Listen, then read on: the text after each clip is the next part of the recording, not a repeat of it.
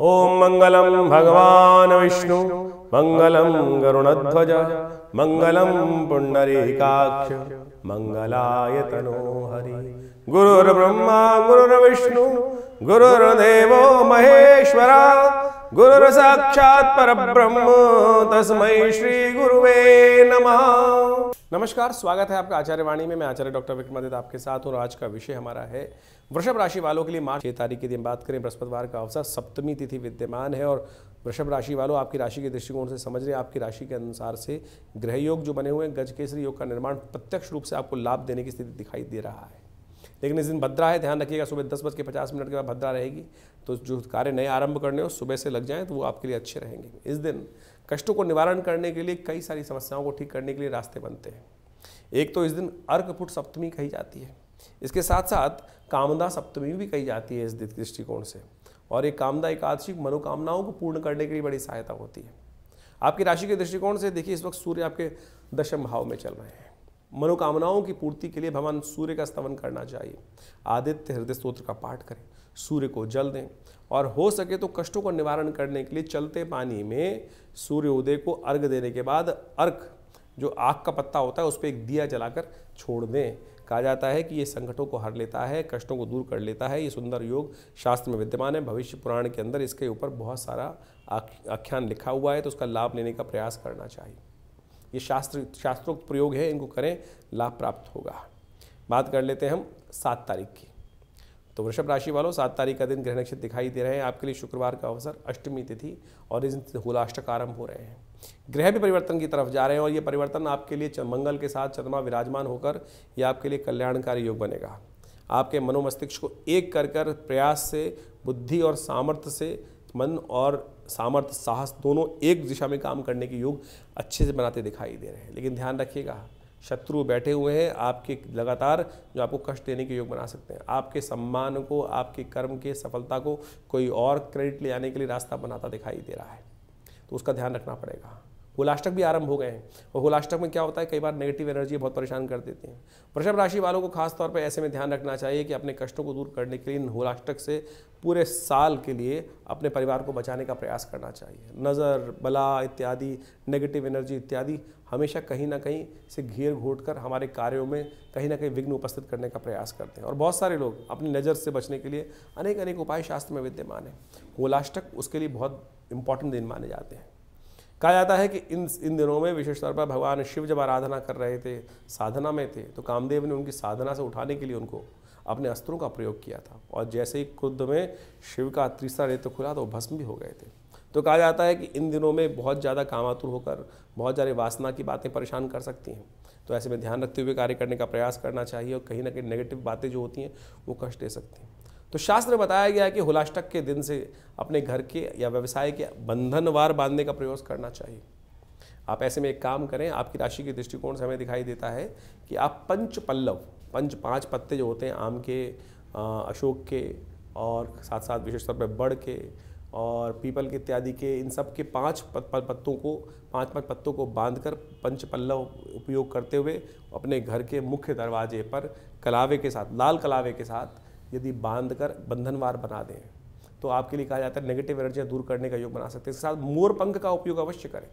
उस बंधनवार में मोर पंख को साथ में लगा देने से कहा जाता है, जैसे भगवान श्री कृष्ण के सिर पर मोर पंख विराजमान होता है ना, वो क्या होता है, उनको नज़र, भगवान को नज़र बहुत लगती थी और उससे बचने के लिए ही वो मोर पंख सिर पर धारण करते थे। तो ये आपकी बहुत सुंदर हेल्प करेगा, घर के नेगेटिव एनर्जी को प्रवेश नहीं करने देगा, व्यवसाय स्थल में नेगेटिव एनर्जी को प्रवेश नहीं करने देगा। तो इसका उपयोग आप करने का प्रयास कीजिए। देखिए, आपके कष्टों को दूर करने के लिए ये होलाष्टक में पूरे वर्ष के लिए आपके लिए कल्याणकारी योग बना के दिखाई देगा। 8 तारीख शनिवार का अवसर, नवमी तिथि विद्यमान है और इस दिन ग्रह नक्षत्रों के दृष्टिकोण से देखिए, शनिवार के दिन नवमी फागुन महीने के इत्यादि ग्रह नक्षत्रों के दृष्टिकोण से आपके लिए कहीं ना कहीं धन के मामले में इंप्रूवमेंट होने के योग दिखाई देते हैं। ऐसे में जिस भी कार्य में विघ्न आ रहा हो तो अपने माता पिता का आशीर्वाद, गुरुजन का आशीर्वाद लेके काम करोगे ना, तो ये पॉजिटिव रिजल्ट देने के योग बना सकता है। ऐसे में कार्य करने का सुंदर प्रयास कीजिए। थोड़े मंगल को और ताकत दीजिए, हनुमान जी का स्तवन करें, शनिवार है, ऐसे में शनि भी अनुकूल हो जाएंगे आपके लिए। 9 तारीख रविवार का अवसर, दशमी तिथि विद्यमान है और इस दिन ग्रह नक्षत्रों के दृष्टिकोण से देखें तो ग्रह परिवर्तन की तरफ जाएंगे और ये परिवर्तन आपके लिए पॉजिटिव रहेगा, नेगेटिव बिल्कुल नहीं दिखाई देता। होली का उत्सव आरंभ हो रहा है। यहाँ तक कि नंदगांव, बरसाने इत्यादि में भी होली के उत्सव आरंभ हो रहे हैं। रविवार का अवसर है। हमने भी विवेकानंद योगाश्रम में इस दिन नवग्रह शांति महायज्ञ और होलाष्टक से बचने के लिए भैरव जी का यज्ञ रखा हुआ है। उसमें आप विशेष तौर पर सम्मिलित हो सकते हैं। होली का भी सुंदर कार्यक्रम रहेगा। आप भी अपने स्थान को आरक्षित कर विवेकानंद योगाश्रम में सुबह जो होने वाले यज्ञ में अवश्य पधारें। सुबह 8 बजे से लेकर करीब 10 साढ़े 10 बजे तक ये कार्यक्रम चलेगा। सुंदर रूप से भगवान की सुंदर प्रार्थना भी होगी, यज्ञ भी होगा, कीर्तन भी होगा। और आपके कष्टों का निवारण करने के लिए आप डायरेक्टली हमें वहाँ पहुँचकर प्रश्न भी कर सकते हैं। उसके लिए भी समागम का सुंदर कार्यक्रम रविवार के दिन रखा गया है। 10 तारीख सोमवार का अवसर, एकादशी तिथि विद्यमान है और इस दिन आमल की एकादशी का सुंदर योग बन रहा है। ग्रह दिखा रहे हैं स्वार्थी बन जाइएगा तो काम सिद्ध हो जाएगा। बहुत ज़्यादा उदारता से काम करोगे तो लोग आपको लूट लेने के योग बना सकते हैं, नुकसान देने के योग बना सकते हैं। तो इसलिए बहुत ज़्यादा टाइम को खराब ना करें, स्वार्थ बनकर स्वार्थी सिद्ध करने का प्रयास करें, अच्छा रहेगा। भगवान विष्णु की सुंदर उपासना करें, आंवले का भोग लगाएं और आंवले का प्रसाद ग्रहण करें। ओम धात्रेयी नमः इस मंत्र का जप कर भगवान को आंवला अर्पित करने का प्रयास करें और हो सके तो भगवान शालिग्राम जी का पूजन करें, उनका चरणामृत ग्रहण करें, कष्ट कटेंगे। फागुन मास में होलाष्टक भी आते हैं। वो होलाष्टक बहुत महत्वपूर्ण दिन माने गए हैं। यदि फागुन के अनुसार से आप समझें, शास्त्र की विधि के अनुसार से, शास्त्र में कथाओं के अनुसार से, तो इन होलाष्टकों में कोई शुभ कार्य निषेध कहे गए हैं। उसकी 2 कथाएं शास्त्र में बहुत प्रचलित हैं। एक कथा तो ये है कि जब भगवान का जो शंकर थे वो साधना में थे और कामदेव ने उनकी साधना को भंग करने के लिए कामस्त्र का प्रयोग किया था, तो उस समय में भगवान ने कामदेव को भस्म कर दिया था। और दूसरी कथा एक और है कि जब हिरण्यकश्यप और हिरण्याक्ष इत्यादि थे और वहाँ पर भक्त प्रहलाद पर उन्होंने अनेक प्रकार के अत्याचार उपस्थित किए और उन सब अत्याचारों में इन 8 दिनों में भक्त प्रहलाद को भक्ति से विमुख करने के लिए अनेक प्रकार के त्रास दिए गए और अंत में उस भक्त प्रहलाद को अग्नि में उपस्थित कर दिया गया था, जिसको होलिका लेकर बैठ गई थी। और चमत्कार हुआ, भगवान ने वास्तविक तौर पर जो शास्त्र में कथा के अनुसार से कहा जाता है कि भक्त प्रहलाद भगवान की कृपा से बचकर आ गए और होलिका जल गई। तो ये समस्त जो कथाएं हैं ये शास्त्र में कहीं ना कहीं हमारे कष्टों को दूर करने के लिए कुछ सूत्र देती हैं और हम ज्योतिष विज्ञान के माध्यम से आपके समक्ष उन्हीं उपायों को यहाँ उपस्थित करने का प्रयास करते हैं कि जो पुराणों इत्यादि में वर्णित किए गए हैं। देखिए, ज्योतिष को आज की तारीख में कुछ लोगों ने केवल टोटकों पर बांध दिया है और ऐसे उपाय जिनका कोई औचित्य नहीं है उनको करने से कोई फायदा होने वाला है नहीं। ज्योतिष मन का वहम नहीं है। ज्योतिष कोई ऐसा प्लेसिबो नहीं है कि जिसको कह देते हैं कि शायद कर लो, नहीं।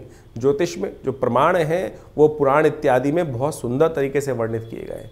कलिकाल में ये हमारा इतिहास है, जो पुराण में कथाएं हैं ये हमारा इतिहास है, ये शास्त्रों में ऋषियों का अनुभव है जो उन्होंने उन कथाओं के माध्यम से वहाँ वर्णित किया है और उसी के हिसाब से पंचांग का निर्माण किया जाता है, उन तिथियों का निर्माण किया जाता है, उन तिथि में जो उत्सव बताए जाते हैं वो सब के सब वहाँ वर्णित हैं। यदि शास्त्र के दृष्टिकोण से देखें तो इस फागुन मास के अंदर शुक्ल पक्ष के अंदर अनेक प्रकार के व्रत बताए गए हैं। पयोव्रत जिसका वर्णन हमने आपको किया, मधुक तृतीया इत्यादि का व्रत और अविघ्नकर व्रत भी इसके अंदर आता है, जो चतुर्थी को किया जाता है। कहा जाता है कि इस दिन यदि कोई व्यक्ति अपने कष्टों को निवारण करने के लिए, जीवन में हम काम करते हैं, विभिन्न प्रकार के कष्ट आते हैं, विभिन्न प्रकार के विघ्न उपस्थित हो जाते हैं। ऐसे में श्री गणेश की सुंदर उपासना करने के उपरांत यदि तिल के जो तिल से भरे हुए यदि कहा जाता है कि मटकों को 5 मटकों को लेकर 4 मटकों को लेकर गरीब ब्राह्मणों को दान कर दिया जाए, गरीब लोगों को दान कर दिया जाए, तिल के तेल का दान कर दिया जाए तो अनेक प्रकार के कष्टों से निवारण करने का योग बन जाता है। मनोरथ चतुर्थी भी इसी मास में पड़ती है और कहा जाता है फागुन शुक्ल पक्ष चतुर्थी के दिन स्वर्ण से निर्मित गणेश जी की यदि सुंदर मूर्ति का व्रत कर उनका पूजन किया जाए तो भगवान गणेश समस्त विघ्नों को दूर करने के युक्त है, मनोरथ सिद्धि के योग बन जाते हैं। इसके साथ साथ अर्कपुट सप्तमी का योग भी शास्त्र के अनुसार से बताया गया है। अर्कपुट सप्तमी के दिन कहा जाता है कि स्नान के पश्चात भगवान सूर्य का सुंदर रूप से ध्यान कर उनको अर्घ इत्यादि देकर और व्रत कर या अगर एक दिन पहले व्रत कर यदि भगवान सूर्य को अर्घ दें तो सूर्य संबंधित समस्त समस्याओं को दूर करने के अनेक रास्ते आपके जीवन में बन जाते हैं। सूर्य कीर्ति के मालिक हैं और हर महीने सूर्य की संक्रांति होती है, तो उन सब में यदि विधि विधान के अनुसार से हम समय समय पर आपको उपाय बताते हैं, उनको करेंगे तो बहुत सुंदर रूप से कष्टों को निवारण करने का योग आप अपना अवश्य बनता है। और इसी दिन को सप्तमी को कामदा सप्तमी के रूप में भी माना जाता है और भविष्य पुराण के अनुसार से कहा जाता है कि फागुन शुक्ल पक्ष सप्तमी के दिन जो स्त्री पुरुष भगवान सूर्य का नमन करते हुए उनका व्रत कर और उनको अर्घ देते हैं, अहि सूर्य सहस्त्रांशु तेजो राशि जगतपते अनुकंपाय मां भक्ता गणगणम दिवाकरम।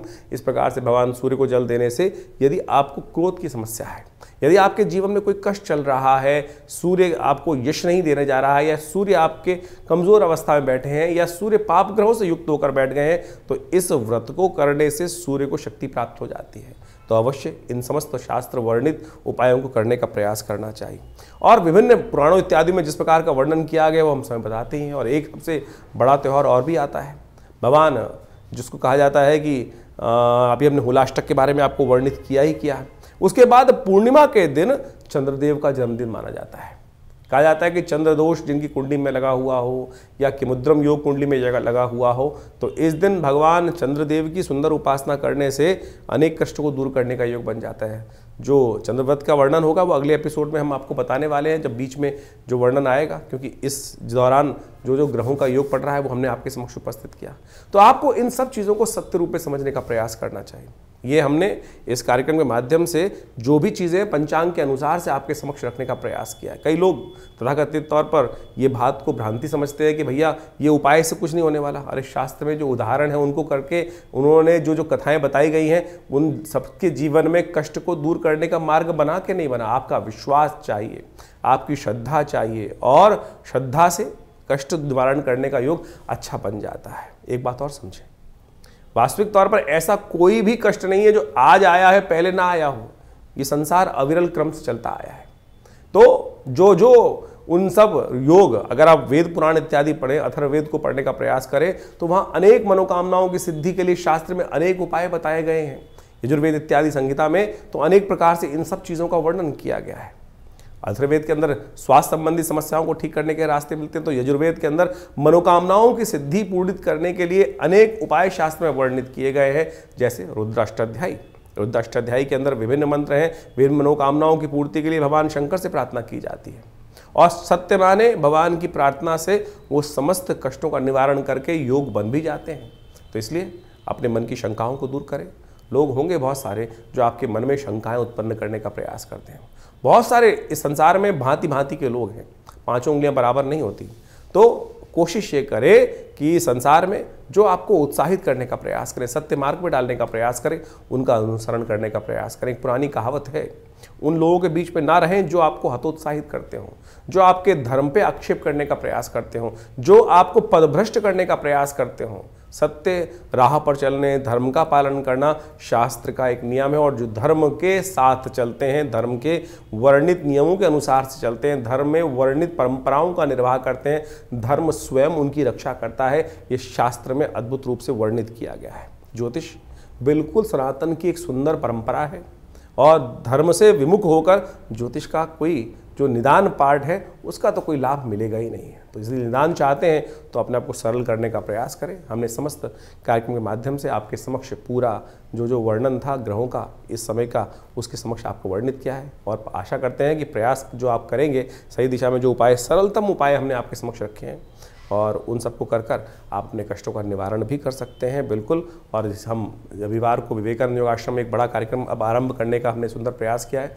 महीने के हर पहले रविवार को हम यहाँ पर आश्रम में सुंदर जन्मपत्रियों का, जो बहुत सारे लोगों के समस्याएं जीवन में होती हैं, वो कष्ट निवारण चाहते हैं, लेकिन जो आश्रम की जो फीस इत्यादि हैं वो देने में बहुत सारी समस्याएं लोगों के साथ होती है। तो हमने महीने के पहले रविवार के दिन सुबह 8 बजे से लेकर करीब 11 बजे तक एक कार्यक्रम रख दिया है।